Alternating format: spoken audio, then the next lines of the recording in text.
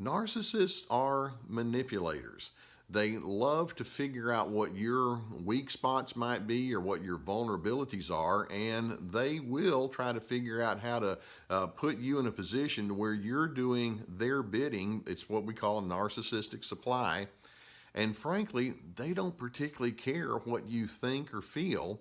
And if you wind up feeling hurt or angry and all that, defensive or disgusted, it's like, hey, that's your problem. And if you're saying, but you're the one that's creating it in me, it's like, don't put that on me. And so they don't take responsibility for themselves, but they will continue playing games. So let's just get right to it. I've identified 7 mind games that narcissists will play, and I want you to figure out how you can respond to these in such a way that you don't just continue playing along on your end of the equation. Now, the first mind game is the narcissist will say, I want you to learn how to trust me. So many times, narcissists, sometimes at the beginning of the relationship, but often during times as the relationship has had some length to it, they can act very friendly. They can show themselves to be interested. They'll ask questions about who you are and what you feel and what you're up to.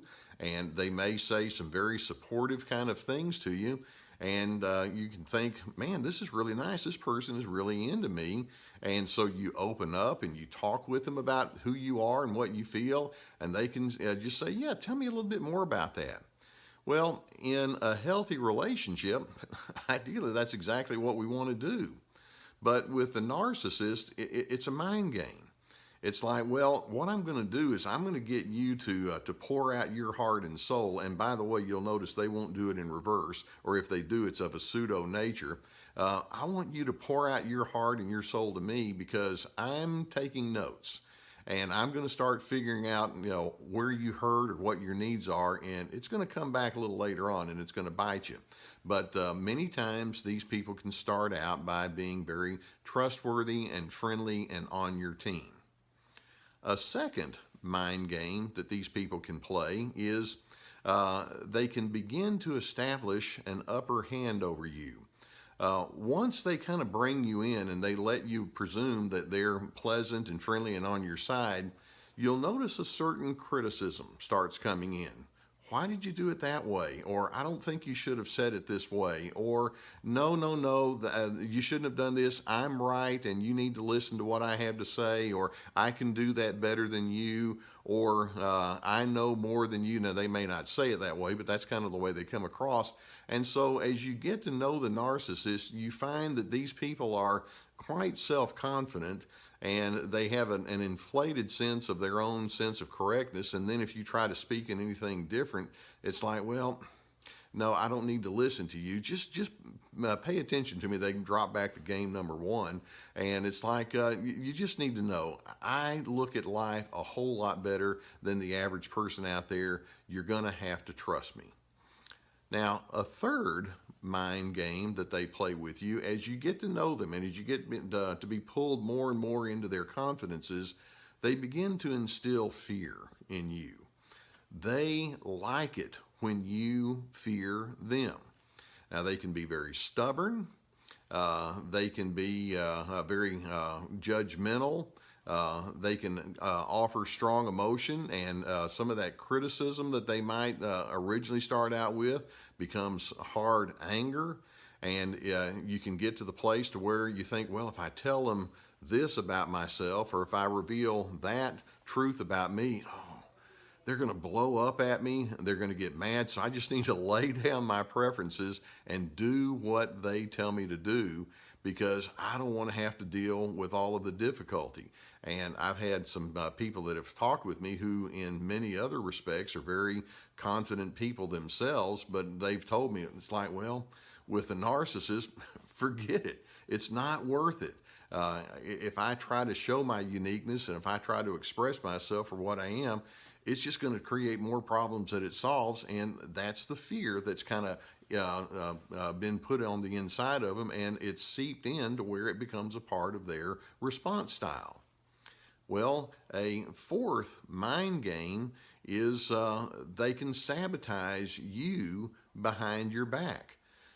You see, as you get to know them and they get to learn about your trends and tendencies, part of their game that keeps them in the superior position is they like to isolate you from other individuals. They don't particularly want you to have strong allies or supporters.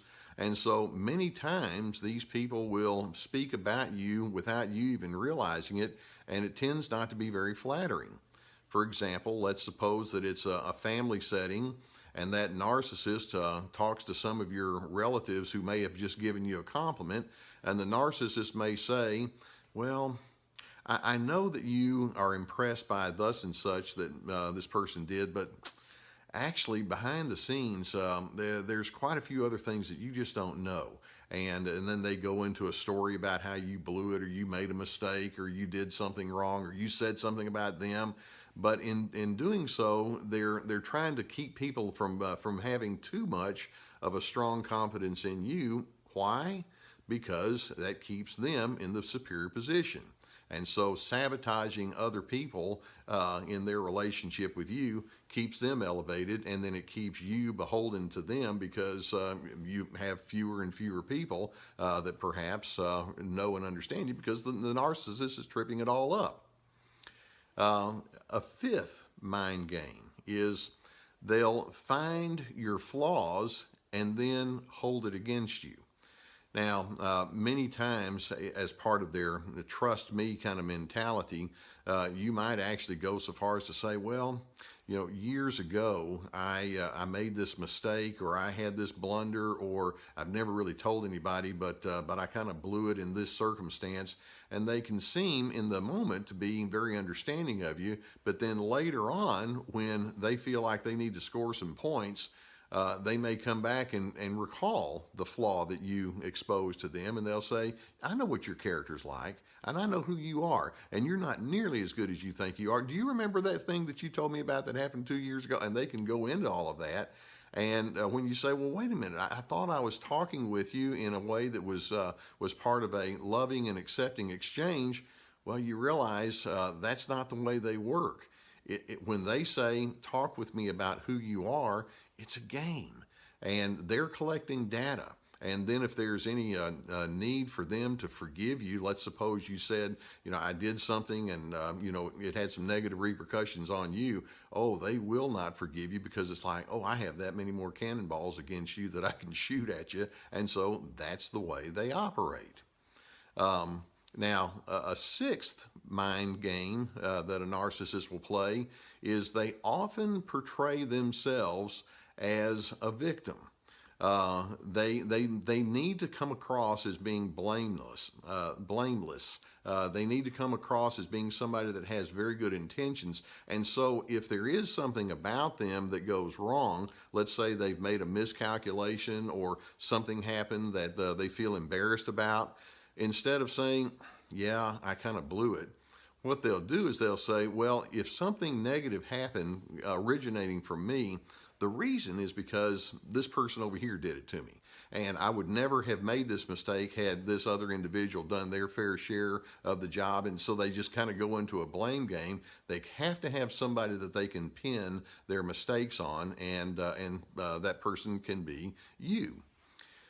And then a seventh mind game that these individuals will play with you is they talk with you in terms of heavy duty and obligation.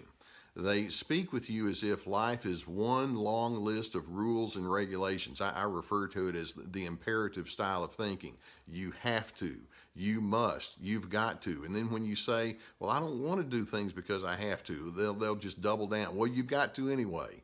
And so they come at you as if life is a big regulatory mindset that you're supposed to buy into. And of course, they're the ones that get to write the regulations. Now, as you look at these different mind games that the narcissist will play with you, you'll recognize that the name of the game for them in the overarching sense is, I want you to lose whatever is unique about you, and you need to come under my clutches and be what I tell you to be. So as